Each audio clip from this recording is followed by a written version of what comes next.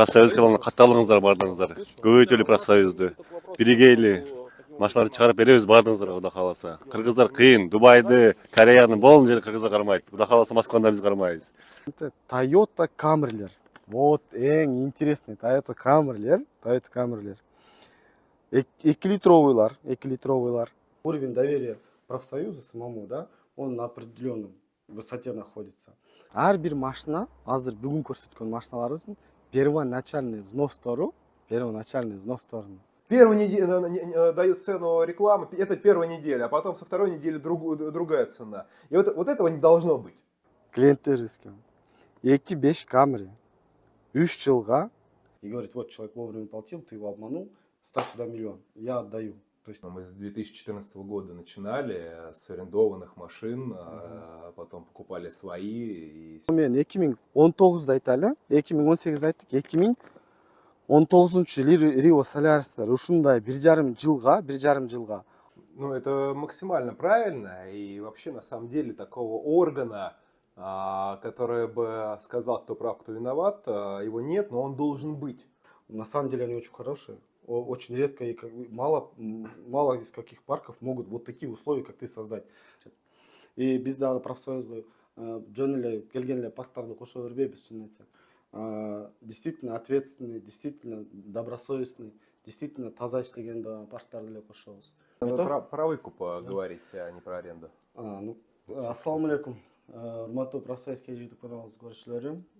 Бүгүн биздин профсоюзга кошулган система такси деген таксопарктабыз. Биздин коллегаларыбыз, досторубуз, соответственно, азыр сиздерди тааныштырып, булардын машиналары менен тааныштыра кетели. Менен өтө көп сурайсыздар, экономго дагы арзаныраак машина барбы деп. Вот, Константин, приветствую.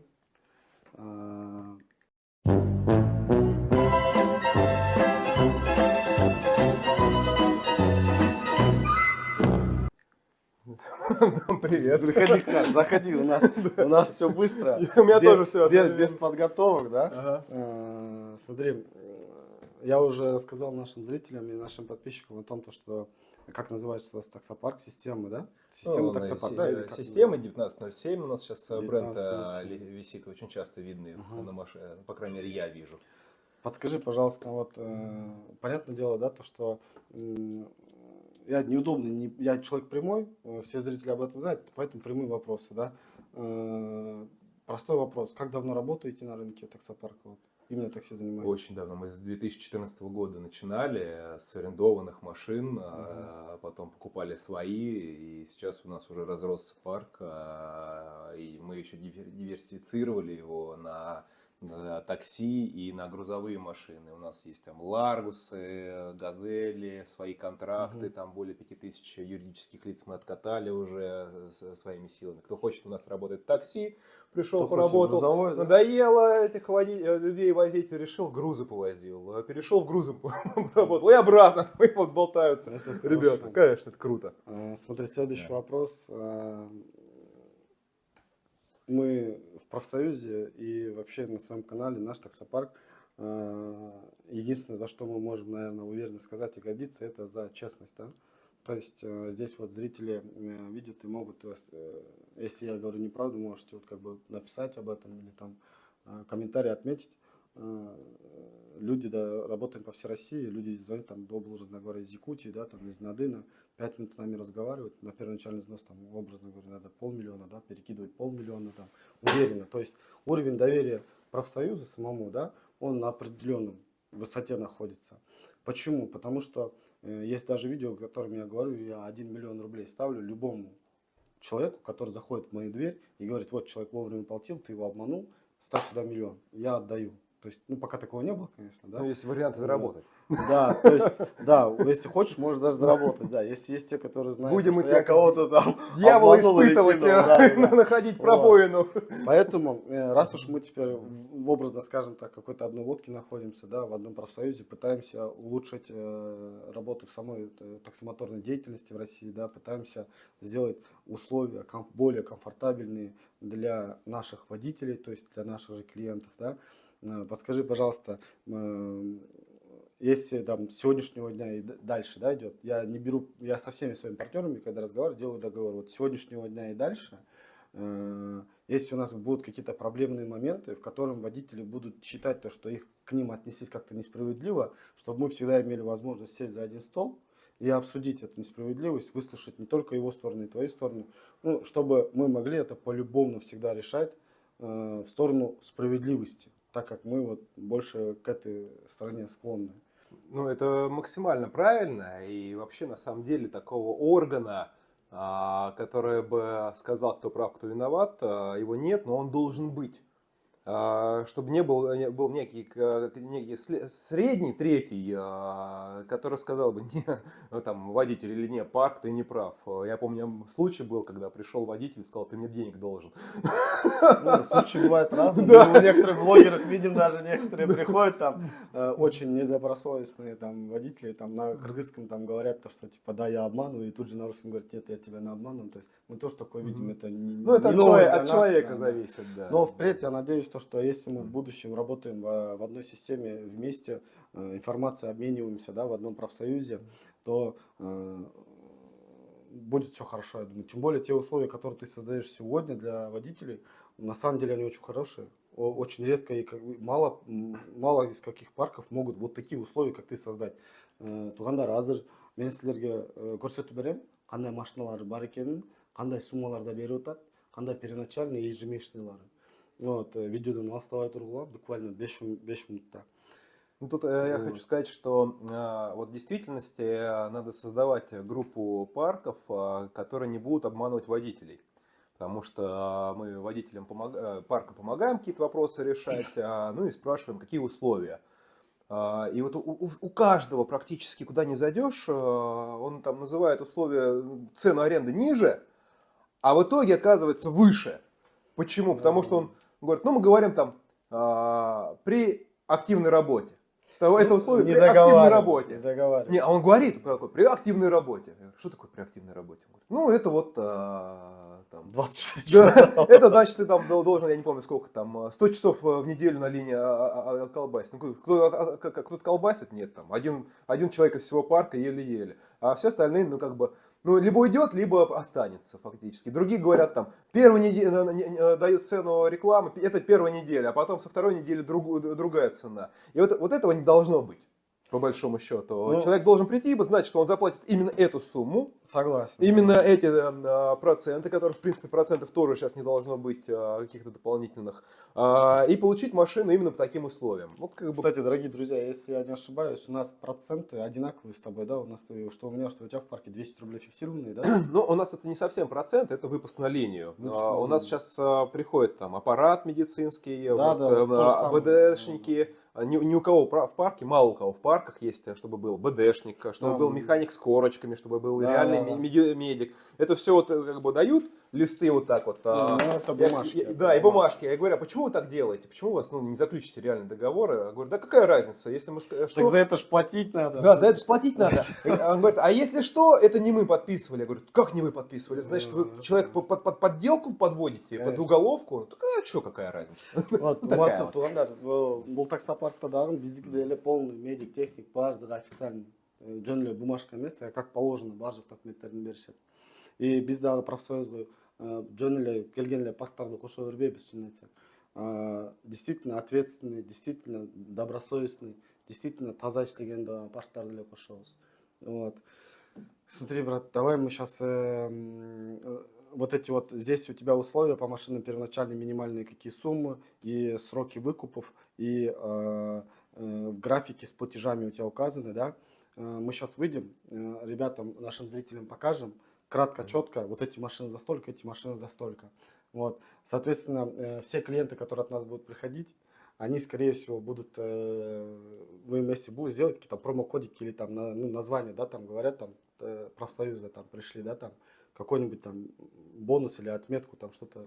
Ну, надо подумать, согласовать, над этим, да, это сделать. А мы пока мы, что... в принципе, сделали, ну вот как, мы купили там машину сейчас в салоне, да, мы не делаем ее, вот эту логику выкупа, как выкупа. Мы делаем ее логику как лизинг, как кредит. То есть у нас человек взял машину, мы его посчитали его в кредит по процентным ставкам, как банк. Все, это его машина, он ей управляет. И если водитель не справился с каким-то сроком, там, допустим, в ДТП какой-то попал, ему надо машину починить, мы ему починили эту машину и потом добавили водителю количество дней, Да, я чтобы понял. он нам щас компенсировал затраты. Наоборот, вот, Тугандар, смотрите, вот ушел паркта, допустим, ДТП болып қалсаңар, машиналарды алып қойып, төлей албай қалғаныңарда қалтырып қойып жатады. Наоборот, возможность беріп, сілердің орныңарға төлеп, дальше төлетіп жатады. А многие парки, я сейчас просто перевожу на кыргызский, да, тоже по-быстрому, то, что ты говоришь, многие парки, наоборот, пользуются, ну, недобросовестные парки, наоборот, пользуются этим, там, человек попал в ДТП, да, не может оплатить, машину забрали, там, и так далее, да. А здесь, наоборот, если даже какие-то сложности, пытается парк идти навстречу, помогает. Думаю, уверен в том, что только в крайних случаях у таких парков может возникать проблемы. Я смотри, я бы не назвал бы их недобросовестными, у них просто возможностей таких нет. Ну, либо так. Да, потому что им надо лизинг платить, им надо что-то делать и так далее. А у нас своя лизинговая компания в холдинге. И нам водитель важен. И чем больше водителей, тем больше машин. Поэтому, ну, все, кончились машины, но мы еще взяли беспроблемно. Вопрос только исключительно в хороших, качественных водителях. Ну, это самое главное, то, что, получается, наши водители безопасности, если нормально тулеп, нормально істесек, в любом случае вы остаетесь при своих машинах. Тугандар, я кешке шығып тұрып, машиналарды сізге көрсетіп қояли. Тебе спасибо большое за комментарий. Вот, надеюсь, что в будущем мы сработаемся. Мы сейчас Обязательно, покажем. обязательно. У нас сейчас многие подписчики наши, да, и зрители очень сильно удивятся, скажут: Назар, ты там приходишь, прорекламировал парк, а у него дешевле машины, чем у тебя, хотя у нас дороже. Но надо понимать, дорогие друзья, Тугандар, бұл жақта парктың возможностары башка, біздің паркымыздың возможностары башка. У нас разные возможности, и машины тоже разные. Имейте это в виду, строго там не судите. Ну, у нас еще купим, сделаем дороже. Ну, сейчас вот эти 20, там 30 отдадим, а остальные сделаем дороже. В будущем, бір-екі айдың ішінде, ошибарса 3-4 айдың вообще жақсы условияларда машинаны шығарышқа әрекет қыламыз. В будущем в составе профсоюза, где у нас много парков, я уверен, что мы сможем более еще лучшие условия создать для водителей и перспективы, объемы большие брать и дать возможность, короче, комфортно платить лизинг и оставаться при своих машинах. Главное защитить водителей. Вот это главное. Все, спасибо большое. Так, Тугандар, мына азыр сіздерге машиналарды көрсөтөбүз. Азыр бир сіздерге мысль, да, ойлонуп көрүңүздөр.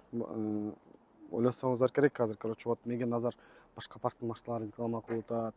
Даже адекватно майырда азыр көрүп турам. Өтө жакшы сонун условияларда экен. Чынын айтсам, азыр мындай условияда кайсы дагы парк бере алат билбейминчи машиналарны. Вот. Мен азыр өзүм деле ойлоп, өзүм деле паркымды ойлоп, өзүм деле будущемди ойлой берсем, бул парктын машиналарыны видео кылып чыгарбайт элем. Но при этом мен түшүнүп турам, мага өтө көп клиенттерибиз чалышат. Именно Rio, Solaris, Camry, Optima сурашыпчы. Ошол машиналар менде жок азыр. Мен билесиздер, мен көптөн бери азыр Корея, Япония, немецкий ошондой машиналарды албай койгонмун. Потому что китайский машиналарды мага жагат. Мен 4 моделден берем китайский машиналарды. Постоянно ошол модельдерди алып реклама кылабыз, ошол модельдерден эң көп машиналарды алабыз. Бузулбайт, этпейт, спокойно иштешетчи. Бул жерде азыр бизде жок машиналар и башкача условияда чыгып ататчы. Ошого бир ойлонуп көрүңүздөр, биз бир эле өзүбүздү ойлонуп аткан жокпуз. Азыр мен именно клиенттерибизди ойлоп ушул видеону көрсөтүп атам сиздерге. Итак, баштайлы. Биринчиси, ар бир машина, азыр бүгүн көрсөткөн машиналарыбыздын первоначальный взностору YouTube аягында айтып берем. Эң важный новость ал. Ежемесячный платеждордон баштайлы. Kia Rio, Solaris 2018 жылкылар. 2018 жылкылар 1,5 жылга 65.670 рубльдан берилет экен тугандар. Булар баары эле 1.6 автоматтар экен. Азыр бул жерде ключтөрүбүз бар. Билесиздер, азыр бир машинаны табайлы, муну азыр 390 номер Солярис, скорее всего, 2018 болот. 2018 болот. Бул жактан азыр немелерин табабыз. Табып туруп көрсөтүп коюшка аракет кылайлы. Так.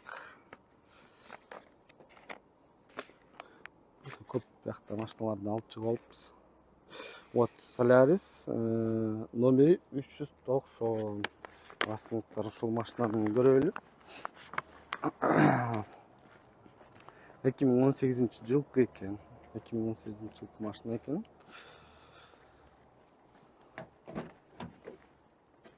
Bir altı автомат. Менин оюмча бул комфорт комплектация. Комфорт комплектация. Кондиционер бар. Электропривод. Этот зеркал. Сиденьялар механический, 1.6 автомат. Мониторы бар екен, магнитоласы бар екен. Все стандартный, туғандар.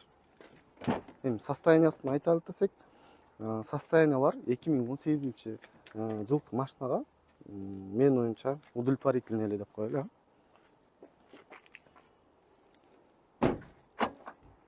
Арканкы багажник тоже кнопкадан ачылат экен. Вот.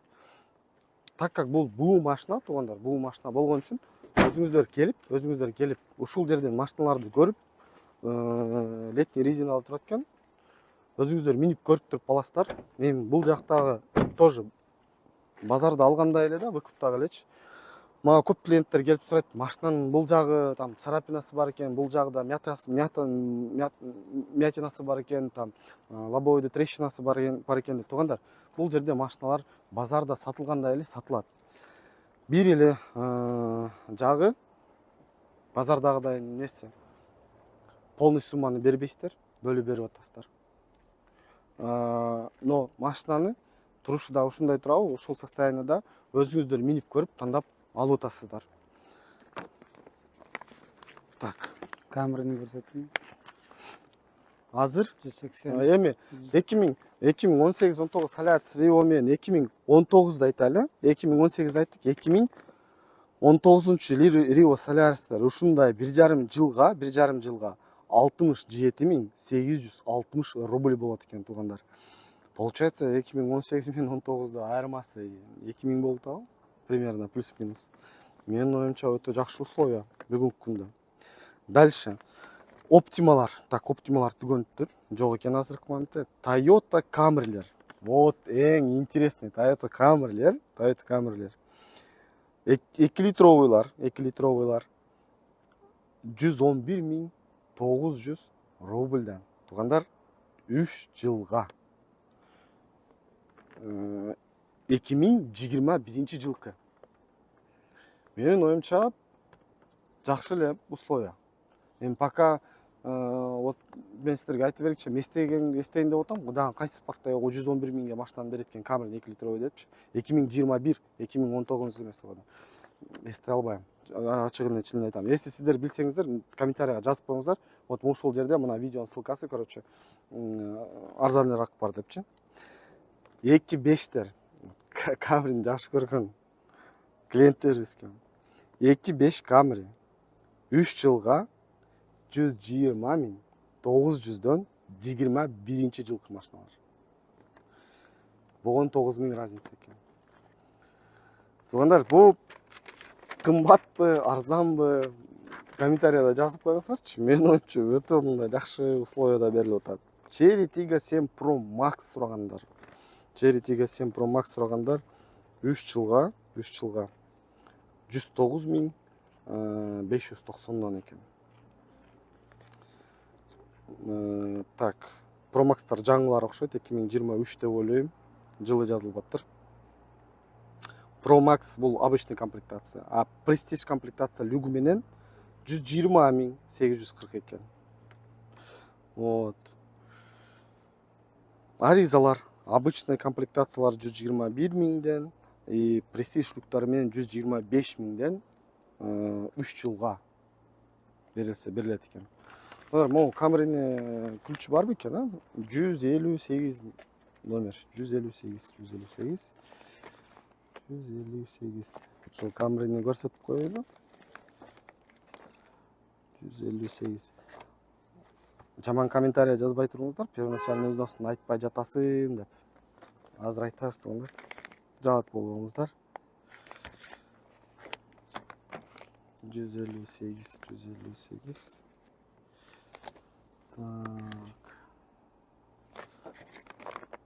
Так, буң күнчүнө алып чыкпаппыз. Бул жакта 4 камерлер бар экен. Туганда мен кылайлы барып көрсөтөлү бир камерени. Или убактыңыздарды албай эле бааларын айттык. Парктын комиссиясы канча экен? Парктын комиссиясы 200 рубль. Фиксированный. Фиксированный бул жакта камерлерди бияктан азыр көрсөк болот. Мониторлору бар экен. Бул 22-жылкы болуш керек. 21-жылкы камера 100%. Фиксированный 200 рубль процент парка. Самое главное то, что таксопарк биздин профсоюзга кирип атат. Это значит то, что парк надежный. 2016 жылдан бери жыйынтыктап иштештиби? 2014 бери иштейт. Көптөн бери иштеткен. Азыр бул жакта дагы эки парктын жетекчилери келишти. Бүгүн дагы биздин профсоюзга кошулушту. Ал парктар дагы бир где-то 300 машина кошулушту. Алар дагы булар тааныйт экен. Көптөн бери иштешет. Жакшы ответственный балдар деп айтышты. Вот. Чынын айтсам, ушундай машиналарды, ушундай состояниедagi машиналарды, ушундай бааларда берип атат. Өтө жакшы условиялар биз үчүн.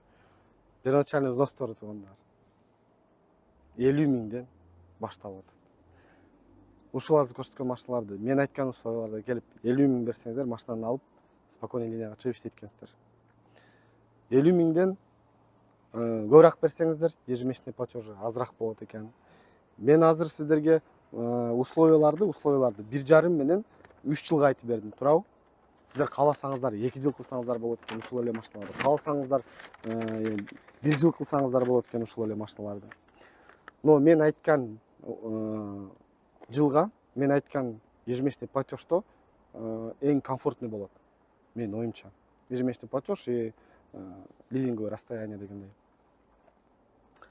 Биздин жакшы көргөн комментаторлорубуз, диванный критиктерибиз кыжалат болбогула, жумуш болуп атат, баардыгыбыз иштеп атабыз.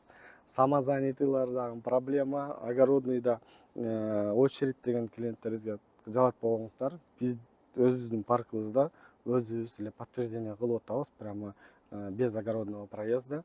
Яндекстин представителдери өзүңүздөр билгендей биздин офисибизде отуруп, биз только официально таза, законно иштейбиз и башка парктарда өзүбүздүн профсоюзга кирген таксопарктарды жетекчилеринин баары айтып атабыз. Российская Федерация мамлекетте иштеп атабызбы? Давайте тугандар законно иштейли, эч кимди кыйнабайлы, өзүбүздүн эле таксопарктан алган клиенттерибизди, мекендештерибизди, клиенттерибизди кыйнап коебуз, эгерде биз туура эмес иштесек, незаконно иштесек. Поэтому баарыңыздарды призываем, да, чтобы законно работать дегендей. Розыгрыш боюнча видеого подписка кылып көрүп туруңуздар. Азыр розыгрыштарыбызды баштайбыз, Кудай кааласа. Да, кандай комментарий? Подключение боюнча бизге көп клиенттерибиз келип атат. Мени парковый самозанятый кылып койгула деп. Тугандар парковый самозанятый кылыш үчүн таксопарктын жетекчиси келиш керек. Биздин офиске өзүнүн компьютерден биз менен отуруп кылып бериш керек. Ошого бизге келиштен чалыштан мурун таксопарктын жетекчилерге обращаться эткиле. Биз менен байланышсын. Все, баарыңыздарга ассаламу алейкум. Чоң рахмат бөлгөн убактыңыздарга.